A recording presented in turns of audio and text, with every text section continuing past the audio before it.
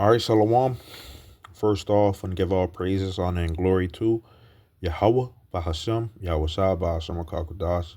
Want to give double honors to the apostles and the elders of Great Millstone, and this is sincere Shalom to the Akim out here that's doing and pushing this work in truth and in sincerity. Okay, I want to go on this video of what type of impact are you leaving behind, okay, or having, okay? And we go into this. I asked ChatGPT, got a couple scriptures. Okay, um, what does it mean to leave an impact on someone? Leaving an impact on someone means influencing their life in a meaningful way, shaping their thoughts, emotions, or actions. This impact can be positive or negative, temporary or lasting.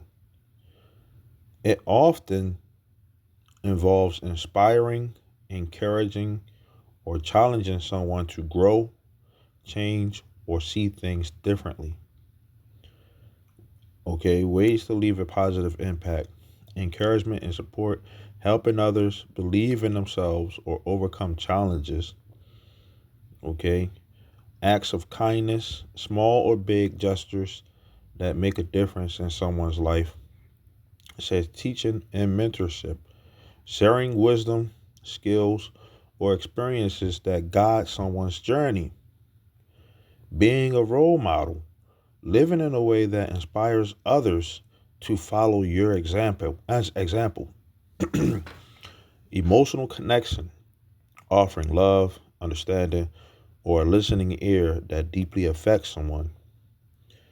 Spiritual, or it says, and moral influence, helping someone grow in faith, values, or purpose. People often remember how you made them feel and the lessons you taught them more than just what you said or did. Okay? So those are some ways to live or leave an impact on someone. Okay? Now, what does the Bible say about leaving an impact on people? Right? The Bible encourages believers to live in a way that positively influences others, leaving a lasting impact through love, faith, and good works. Here are a few key verses that speak to this. Be a light to others, right? Matthew 5:16. Let your light shine before others, that they may see your good deeds and glorify your Father in heaven. Okay? It says this verse encourages living in a way that reflects Yahweh Bashem Yahushai's goodness, inspiring others to do the same. It says love and share others. Okay, and I'm gonna give my own scriptures. I'm just reading this for the lesson's sake. Okay, Galatians 5:13. Serve one another humbly in love. Okay, impact comes through selfless service and love for others. Okay, Proverbs 11:25. A generous person will prosper. Whoever refreshes others will be refreshed. Giving and kindness leave to a lasting impression and also bring blessings in return. It says teach and encourage others. 2 Timothy 2:2. I'll read that in the actual Bible, okay, rather than that, because they got a different version, okay. 2 Timothy 2:2, it says, and the things that, I start at 1, okay. It says, thou therefore, my son, be strong in the grace that is in Yahweh Shah. It says, and the things that thou hast heard of me among many witnesses, the same commit thou to faithful men who shall be able to teach others also. In the NLT, Amplified version, okay, it says the things, the doctrine, the precepts, the admonitions, the sum of my ministry, which you have heard me teach in the presence of many witnesses, and trust as a treasure, because this truth is a treasure, to reliable and faithful men, okay, who will also be capable and qualified to teach others, okay? Now, we're going to that word qualified, okay?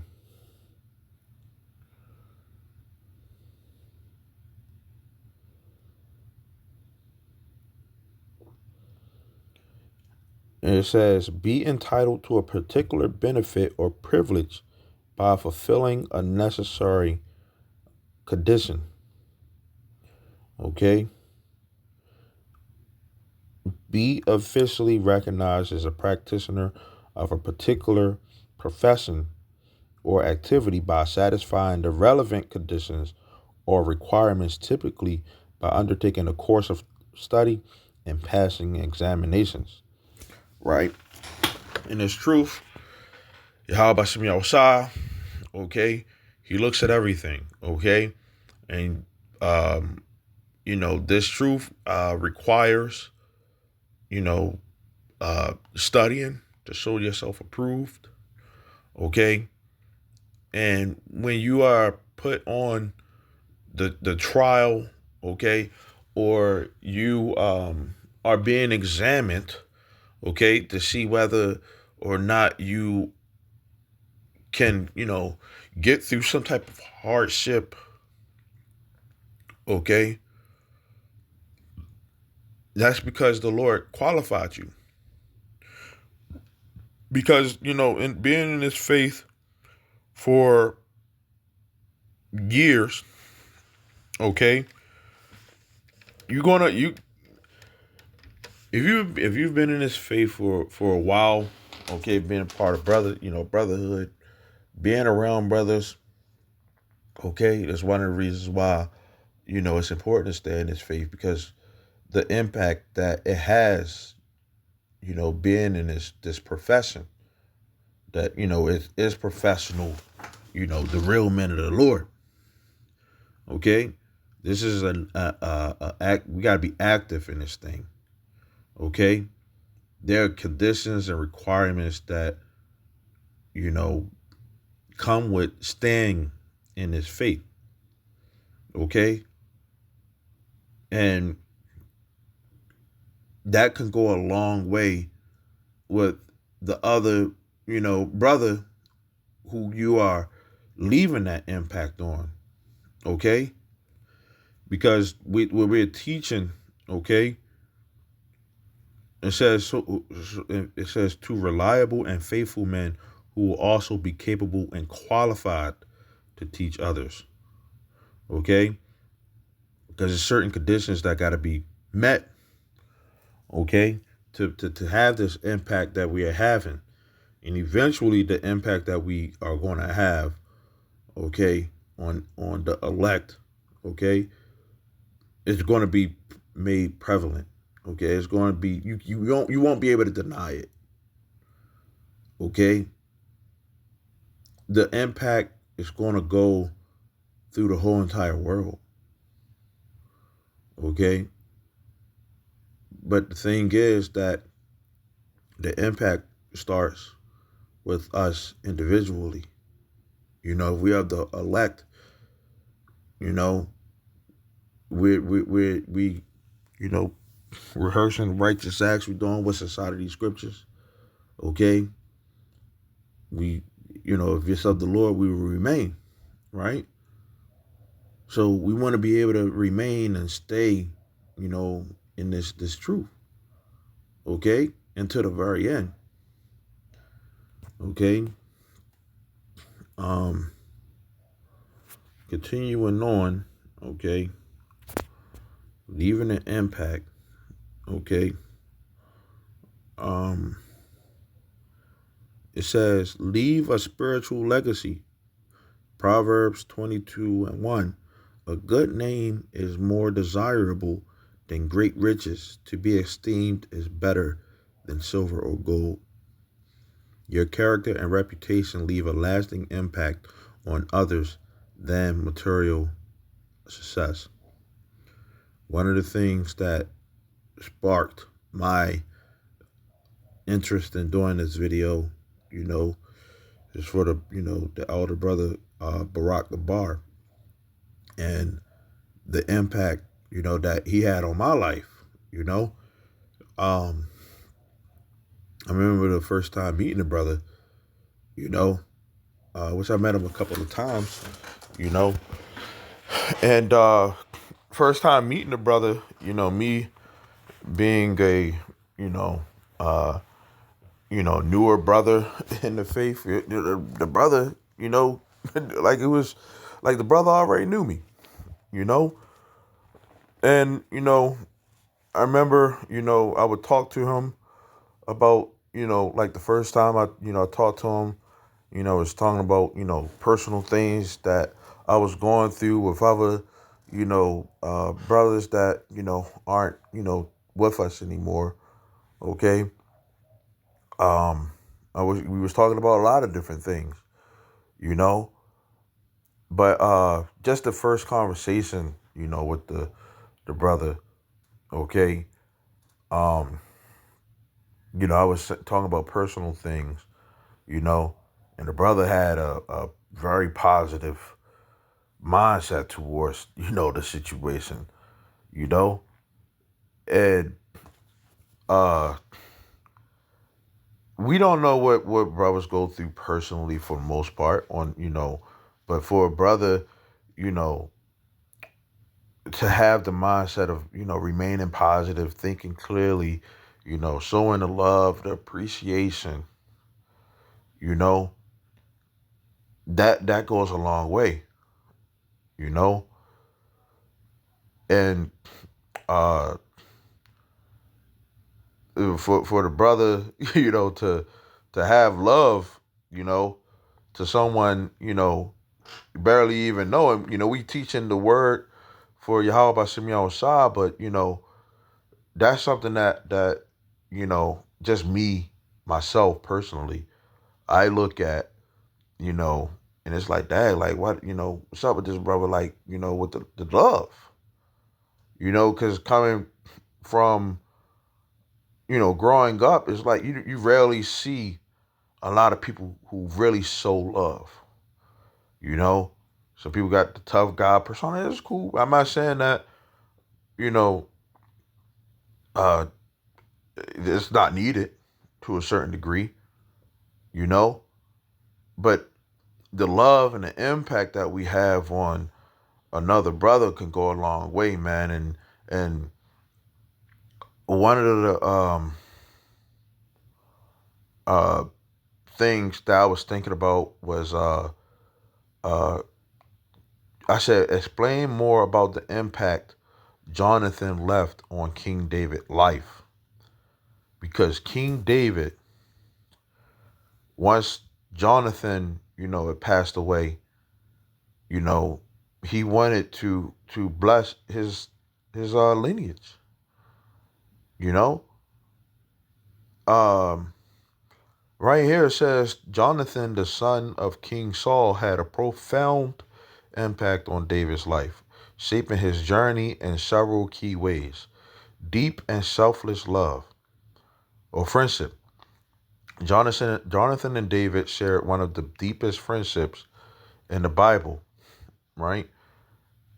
First Samuel 18:1 says Jonathan became one in spirit with David, and he loved him as himself. It says Jonathan's love for David was sacrificial, even though David was destined to take the throne instead of him. He put their friendship and God's will above personal ambition.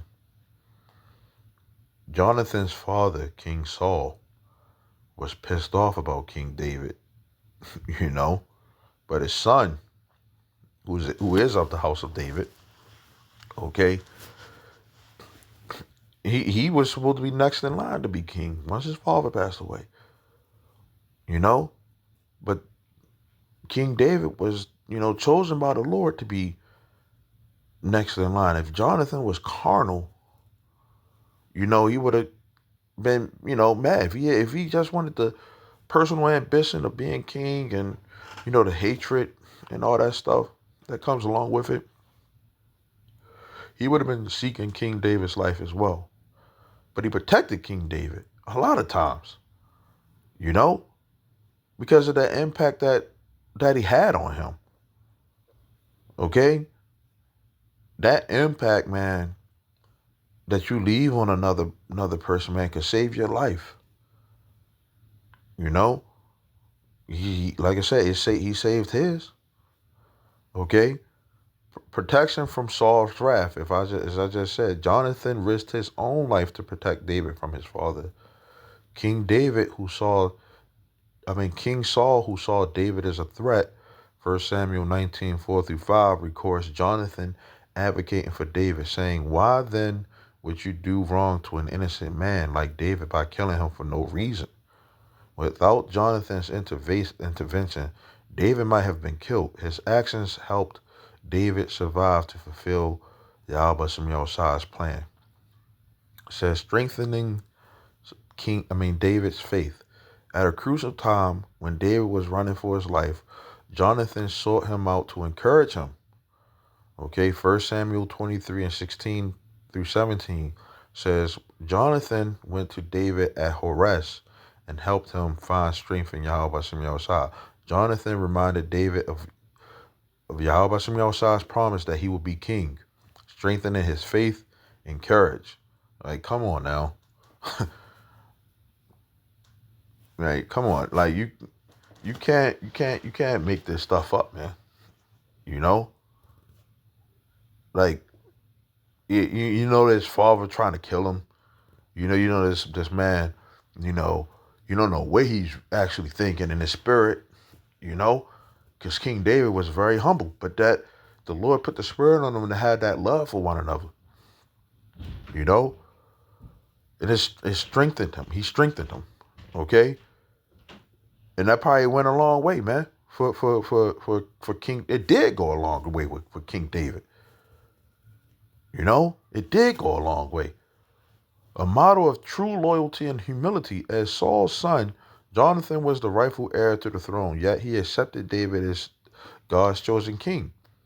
Okay? 1 Samuel 18 and 4 describes Jonathan giving David his royal robe, armor, and weapons, symbolizing his recognition and support for David's future kingship. Okay?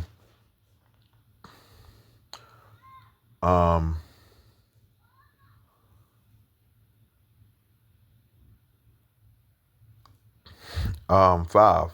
His death shapes David's leadership.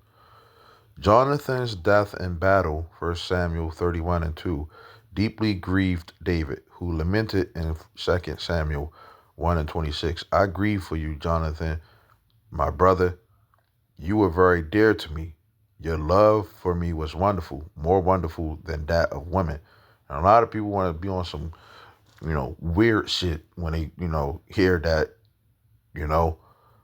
but they wasn't on no flame homo, bull crap.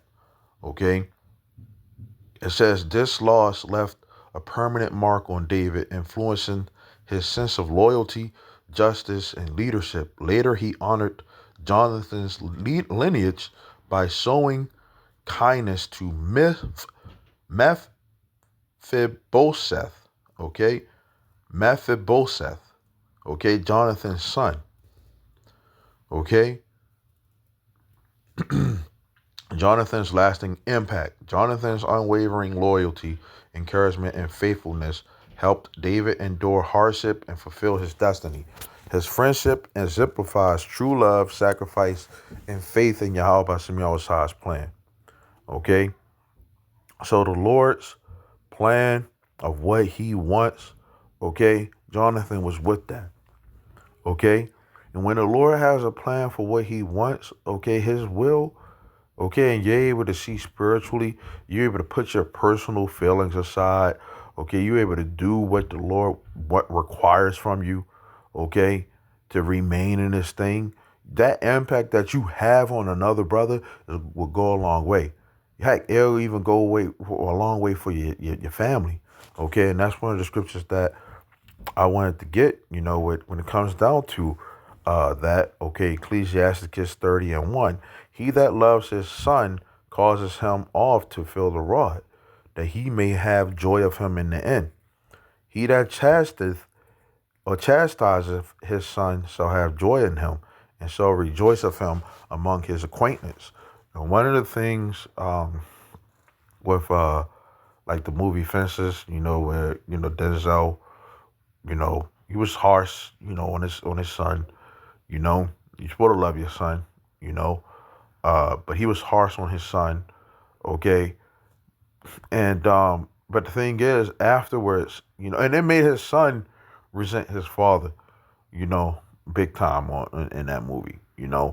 But after his father had passed away, his son realized what his father was trying to do for him, and his father what his father was going through. you know, Once he got older, and that's one of the things too. Once you get older, you start seeing, around your parents' age, you start seeing like, oh, dad, like I see why, they did some of the things that they was doing. You know what I'm saying? Like, especially in this society, your parents could have had you when they were 16, 17 years old. You know what I'm saying? Some people will resent that. They get mad about that. Like, well, my father ain't really giving me no life. And my parents, they fucked up and all that stuff. But in this society at that young, having a child, some people want to call it, Planned Parenthood and all that stuff, which is wicked, going out there, committing abortions and stuff like that. But the thing is that when it comes to in this society, children that are that, or people that are that young can't really do much. So when you get 17, heck, you're 17, your child, your mother might be 16, 17, your father 17, 34, you know what I'm saying? Then you grow up, you might be 34, whatever. You start realizing like, oh shit, you know, let you have a 17-year-old when you're 34, you know? You start seeing like, oh damn, like these are fucking curses that we going through. You know, that's one of the things that you come into the realization of. We supposed to honor our parents. Um, your parents, believe it or not, they left an impact on you. Okay, you wouldn't be here if your parents, didn't do what they did. Okay, because they could have aborted your ass. Okay, or tried to abort you. I don't know. Okay, because some people, act like they survived an abortion and shit out here. But it says, "He that teaches his son grieves the enemy, and before his friends he shall rejoice of him. Though his father die, yet he is as though he were not dead, for he has left one behind him that is like himself, because he left an impact." It says, "While he lived, he saw and rejoiced in him, and when he died, he was not sorrowful. He left behind him an avenger against his enemies, and one that shall requite kindness to his friends." Okay, so you have a son, okay, teaching them about the Lord, what can do, for your son, being there for them, for your child, okay, your children, that can leave a positive impact. Now you got some children that ain't shit, what I'm saying? You might have a child and they just don't be what it is, with them, it could be a curse, but the thing about for what we do, being in His truth and His faith, whether they remain, if it's of the Lord, they're gonna remain. you know. But ain't no denying the impact that the elect is gonna have, on brothers or on their loved ones, you know. And the world will eventually realize that. They will see that, okay, when um it's all said and done, 2/3 die and then come back in the kingdom. They gonna realize, like, oh shit, like, bro, you was sincere, like, you be like, yeah, I tried to tell you, man, tried to, help you out, but that's what it is, man. 2/3 will fuck them right now, you know, and they need to brace for the impact of the missiles. To be honest, you know, brace for the impact of this place going down, okay, because it's coming, okay. So I just wanted to do this video, you know, um, kind of in honor of that brother, Barack Gabar, you know, um, just from my hangings and dealings with him, it was like that. That brother, left an impact on me, you know. So much love to that brother, his family, you know. Um, he's good now, he's with Yahweh Shem Yahushua, But with that, I want to say, Shalom till next time, and Lord willing, this is edifying. Shalom.